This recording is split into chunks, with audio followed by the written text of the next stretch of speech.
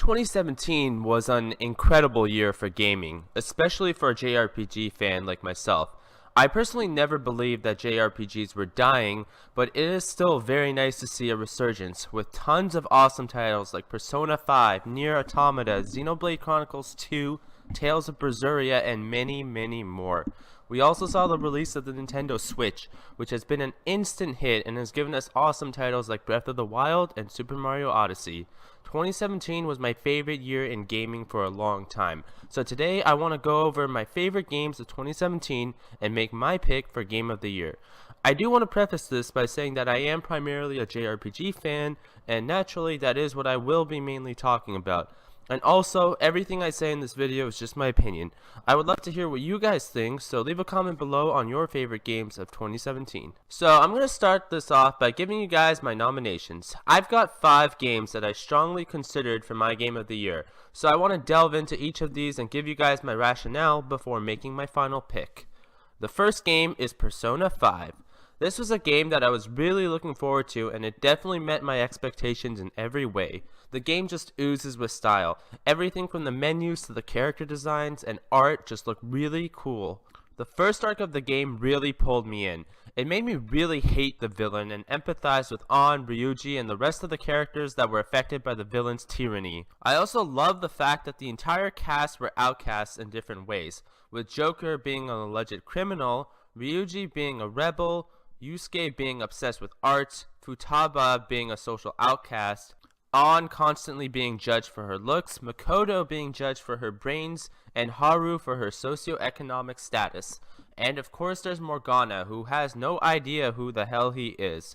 It was really cool to see this group come together to form the Phantom Thieves and see them interact with each other and employ their own sense of justice. The story itself was also really great and well fleshed out. I know that some people say that it's a bit predictable, and while I do agree with that, I don't really think it's a problem. For me, Persona isn't necessarily about being totally unpredictable, but more so about seeing these characters hang out with one another in their day-to-day lives and growing as you make your way throughout the game. I think that it's more about their journey in uncovering the mysteries than the actual result itself. But that's not to take away from the actual end result. The last bits of Persona 5 were some of the most exciting moments of the game. The combat in Persona 5 is also really good. It's similar to other Persona and Shin Megami Tensei games in the sense that you get additional turns for hitting enemy weaknesses. I've always loved this aspect of these games, and this game has the best battle system of the Persona series. And also, in Persona 5's daily life, there was more content than ever, with plenty of shops, many locations to visit, video games, a batting cage, bathhouses, diners, and more. The dungeon design in Persona 5 was also improved a lot. Previous games in the series had dungeons that were more or less randomly generated, so it was cool to see palaces that were fully fleshed out in this game. Overall, the game was just a blast from start to finish, and I'm really looking forward to seeing what Atlus does with the series going forward. Next game I'd like to talk about is Splatoon 2. I never owned a Wii U, so Splatoon 2 was my first experience with the series. I originally picked it up because, well, I wanted more games to play on the Nintendo Switch, and honestly, I didn't regret this at all. A good friend of mine was over when I first got the game, and we decided to give it a shot. We quickly picked up on the game's mechanics, and before long, we spent the entire night playing this. We had such an amazing time. We spent the whole night just laughing and enjoying ourselves, and it's memories like this that really make Splatoon fun for me. But even playing solo, the game is still pure fun. Turf Wars is a game mode where 2 4-man teams fight to cover most of the territory in their own ink. This allows newer players to still be somewhat useful since they can focus on covering the turf. However, it still rewards the better players since they can take out the other team and push them back to their spawn and then cover all the turf. These days, I'm usually playing Ranked, which involves various objective game modes like Tower Control, Splat Zones, Rainmaker, and Clam Blitz. And of course, there's also the cooperative Salmon Run, where players can work together to fight waves of enemies. I also really love how the game is still being updated with new weapons, maps, Splatfests, and even new game modes occasionally. I'm not personally a huge shooter guy, but Splatoon 2 is currently one of my go-tos along with Overwatch. My third nomination goes to Nier Automata. This is an action RPG by Platinum Games, and it delivers on all fronts. The gameplay is the fast-paced action that we have become accustomed to with Platinum games. I really loved how there was a huge variety in its gameplay elements, which range from third-person action to 2D side-scrolling and shoot-'em-up sections. You start the game off as 2B, a battle android that can use light and heavy attacks that can be chained together in combos. Later on, you can play as 9S, a support android who can use light attacks in tandem with his hacking skills. In addition, the androids are accompanied by pods, which you can use to fire bullets and special attacks. There's also a dodge mechanic which is essential to the gameplay. The action gameplay in Nier is not especially deep, but between the dodge mechanic, the variations in point of view, the pods, and the difference in gameplay between the androids, there was more than enough variety to keep the gameplay very fun across 3 playthroughs. Nier Automata also has an incredible story that's told across the 3 playthroughs. The basic premise is that humanity was invaded by a mysterious machine army from another planet and driven away to the moon. On the moon, humanity created androids known as Yorha units to fight the machines and take back Earth. The first playthrough is told from Yorha Unit 2B's perspective, as she travels to Earth and works with Unit 9S to fight the machines. The second playthrough is from 9S's perspective, and while this is the weakest part of the game, it's still enjoyable because it adds a lot of new information to the story and expands on the character backstories. Playthrough number 3 is an absolute treat. You take the perspective of a new android and the story takes an extremely shocking turn of events. From start to finish, this story was incredibly well written, and I found myself completely enthralled and excited about what was going to happen next.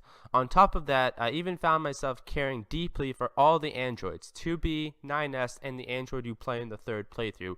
I have seen some people criticize the environments, but I actually have the exact opposite opinion. I was absolutely blown away by the game's aesthetic. My jaw dropped when I saw the amusement park, the flooded city, and the copy city. The other environments were also well done, with the only real dud being the desert. I love the fact that the game made use of a lot of colors. It really shows that post-apocalyptic games don't have to be gray all the time, and I do hope that other companies take note of this. Overall, this game is the complete package, with great gameplay, story, characters, music, and aesthetic. The next game I want to talk about is Ys 8's Lacrimosa of Dana. This is an action RPG by Falcom, and it's some of the most pure fun I've had playing an RPG. The game is extremely smooth, and the controls are very responsive. Everything about this game just feels right. I also love the fact that it's very simple to pick up, but it can also be very deep. You will learn the mechanics instantly. On easier difficulties, you can just run around and annihilate the enemies, and that's okay if that's what you like. But if you want more of a challenge, you can set the difficulty to Nightmare or Inferno, where you have to think about enemy attack patterns and animations. You need to properly time your dodges and guards and find an opening.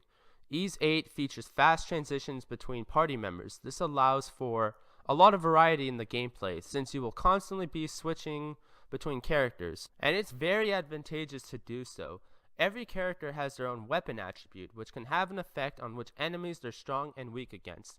Therefore, you can quickly switch between party members to exploit enemy weaknesses and take them out in an efficient manner. The game is also very exploration driven and really captures the feeling of adventure. I personally searched every nook and cranny of Ys 8's map because there are hidden secrets and the game rewards you with items and equipment for exploring the map. Top this all off with recruitable characters and tons of side quests and additional content, and you have one of the best RPGs of the year. And my final nomination goes to Danganronpa V3 Killing Haymony, a visual novel by Spike Chunsoft. It follows Kaede Akamatsu, a high school girl who is kidnapped and sent to a school known as the Ultimate Academy for Gifted Juveniles. There, she meets 15 other students who were also kidnapped, and a robotic teddy bear known as Monokuma. Monokuma tells them that they are trapped in the school, and to escape, they must play the killing game. A student must kill one of their classmates and get away with it during a class trial if they want to leave. However, if they are caught during the class trial, they will be executed in front of everybody else.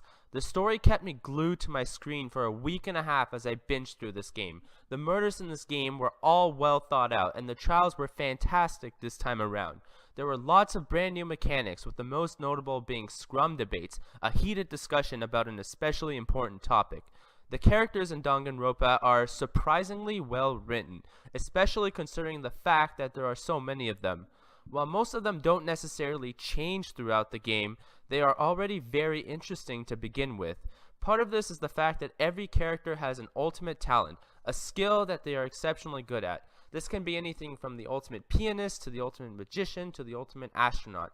I like this because it gives a clear and definite trait to every character, which can then be used to build their personality. On top of that, there's also free time events with every character that greatly expands on their backstories and helps you understand them better. You will grow attached to the cast as you play, and you'll definitely have your favorites and least favorites. Seeing these characters make their way through the killing game and uncovering the mysteries of the school kept me guessing the whole way through, and that's why Danganronpa V3 is one of my nominations. Now it's time to slowly rule out these games in order to pick my game of the year. The first game that I will be eliminating is Splatoon 2. While the game is a lot of fun, it lacks some of the quality of life features that would make it a masterpiece. The maps and ranked game modes rotate every 2 hours. You do not have the option of playing a specific game mode at any given time. You can look at the schedule beforehand, but for me personally, my game time is limited to late evenings. If the game mode happens to be tower control, which I'm not a fan of, I'm out of luck, and Turf Wars gets old very fast. The game also lacks split screens, uses a crappy app for voice chat, and has a few balance issues, and as a result, I can't call it my game of the year. But don't get me wrong, I absolutely love the game as a whole and will be playing it for a long time to come. The next game that I'm knocking out of contention is Danganronpa V3, and this boils down to a few of the elements in the story. I like the story a lot as a whole, but I would be lying if I said that I agreed with the direction from start to finish. Without going into spoilers, I can only really say that there are a few moments that I personally did not enjoy, and in a game like Danganronpa, story is what I value most. I wish I could delve into this a little bit more, but I can't say much more than that for this video. Regardless, Danganronpa V3 is an excellent game, it's just not my game of the year. Now we're really getting into the games that I thoroughly enjoyed, and out of the three, it's with great sadness that I will be removing Ys 8. While the battle system is great, the story is fairly average and the characters fall into predictable anime tropes. I don't necessarily think tropes are inherently bad, in fact, they are a useful tool in writing. However, the characters in Ys 8 don't diverge from their tropes in meaningful ways and the writing suffers because of this. I have so much praise for this game and I absolutely love the battle system, but ultimately speaking, Persona and Nier have fantastic gameplay as well as great stories. And now we are down to those two games, Persona 5 and Nier Automata. It honestly blows my mind that both of these games came within a few months of each other. Both of them would be my game of the year in almost any other year. In terms of gameplay, I'll have to give the edge to Nier. It's certainly more simplistic than Persona, but it was very satisfying nonetheless. I almost want to give the edge to Persona in this area since the skill variety, fast animations, and exploitation of enemy weaknesses made the battle system fun. But at the same time, I found myself constantly having to conserve SP to finish the earlier dungeons in one day. This added a lot of stress, and at times I definitely was not having fun. You could argue that it was my choice to finish everything in one day, and that certainly is true, but I like to play my games as optimally as I possibly could. Wasting an entire day to restore SP was just not something I could personally do. In terms of art direction, I will have to give it to Persona 5. I did enjoy Nier's art style, but Persona 5's was so stylish and just oozing with personality. There were small things like Ryuji's blonde hair indicating his rebellious attitude, or Ann's mismatching outfits showing that she doesn't care what other people think. It was absolutely beautiful to look at and added a lot to the game. In the story department, I'm more torn. As a whole, I think Persona 5 has a slightly better story and more fleshed out characters. However, the game was over 100 hours long, and it really didn't need to be. There were moments that were very slow and sometimes unnecessary. Nier's story was told over 40 hours across 3 playthroughs, and there was never a dull moment. I really value my leisure time, and I really appreciate media that can tell an incredible story in a shorter amount of time. Nier does just that, which pushes it over the top to become my game of the year for 2017. Between gameplay, music, story, environments, and art style, it's strong in every single area. So there you guys have it. My game of the year is Nier Automata. But now, it's time to address some of the elephants in the room. The Legend of Zelda Breath of the Wild is an amazing game. The open world is breathtaking, the gameplay is a lot of fun, and the world is filled with interesting stuff. But at the same time, I do have issues with the game, which ultimately prevented me from putting it on the list. The movement is too slow. It takes way too long to get from point A to point B, and I am not having fun when I'm just walking, gliding, or riding my horse to get to a destination for 10 minutes. And on top of that, I'm not a fan of the weapon durability. The weapons break way too fast, and it takes away from my excitement when I get a nice new weapon. It also hurts the flow of the gameplay when my weapon breaks in the middle of a fight. These may seem minor to most people, but for me, it's a big deal and ultimately hinders my enjoyment of the game. However, I still really like Breath of the Wild overall, and I can certainly understand why it's won so many Game of the Year awards. Super Mario Odyssey is incredible. The gameplay is extremely fun and improves upon previous games in almost every way. The worlds are bigger and better than ever. They're jam-packed with interesting content, fun minigames, and tons of power moons. And of course, the capping mechanic worked beautifully and added a lot of depth to the gameplay. If I had to mention one flaw, and this is definitely a nitpick, it's that at times it doesn't feel like there's a main objective in some of the worlds. The Power Moon Collectathon is fun, but I do wish that some of the worlds had a main moon to get, in addition to a specific number of optional power moons to advance. Overall, the game is extremely good, and I think from an objective standpoint, this should have won a lot more Game of the Year awards than it actually did. However, my list is subjective, and for me, there's a limit to how much I can enjoy a platformer. I do not enjoy the platformer genre. In fact, I actively dislike most of them. The fact that I enjoyed Mario Odyssey despite it being a genre that I hate is really telling of how great the game is. And that's a wrap for 2017. I had a lot of fun, and there's still some stuff that I need to play, most notably Horizon Zero Dawn and Tales of Berseria. Looking ahead to 2018, there is a lot I'm looking forward to. I've already picked up Dragon Ball FighterZ, and I'm having a lot of fun with it despite the fact that I'm very bad at it. And of course, there's Radiant Historia Perfect Chronology, which I'm having a ton of fun with. On the JRPG front, 2018 is shaping up to be great, with games like Dragon Quest XI, Valkyria Chronicles 4, Project Octopath Traveler, and Kingdom Hearts 3. Alright guys, thank you so much for watching. Now, I just wanted to spend a couple of minutes to talk about this channel and like what I'm trying to do and what kind of content I put out. So first off, I created this channel as a way to talk about the video games that I love, the video games that I've grown up with, the video games that I'm playing today. Most notably JRPGs, because that is my favorite genre of games. However, if I do feel like branching out a little bit, I will be doing that a bit in the future. But nonetheless, this will always be a JRPG focused channel where we could all just talk about the games we love. Now, as for the content I put out two types of videos at the moment. The first are analysis videos, and then there's also the Let's Plays. So the analysis videos are stuff like this Game of the Year discussion, and also my videos on Radiant Historia Perfect Chronology and my videos on Ys 8. So those will be in the description. You can check it out. Now with these videos, they require quite a bit of research and analysis and kind of like a lot of video editing, so they do take a little bit of time to make. However, I want you guys to know that I love making these videos, and these analysis videos will be coming. I have tons and tons of ideas that I'm very excited about, and I think you guys will enjoy too.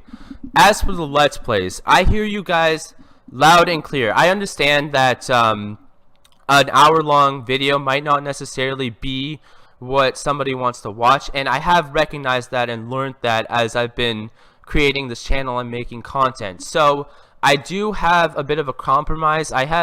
I'm changing the format in one of my Let's Plays, which is my Zwei 2 playthrough. So essentially, Zwei 2 is an action RPG by Falcom, and I started a Let's Play for that. What I'm going to do is essentially take all of the content that I've put out so far and condense it into a highlight video, and then give you guys my very refined thoughts on the game so far. Give you guys a good plot summary and give you guys my very refined and thorough opinions. It's going to be like a 10 to 15 minute video of everything I've played so far in that game, and then I'm going to be continuing the Let's Play from there. So I'll be maybe every couple of hours of gameplay, I'll be putting up another one of those. I think it's something that you guys will enjoy a lot more because it's very condensed. It's a lot easier to watch and take in and digest.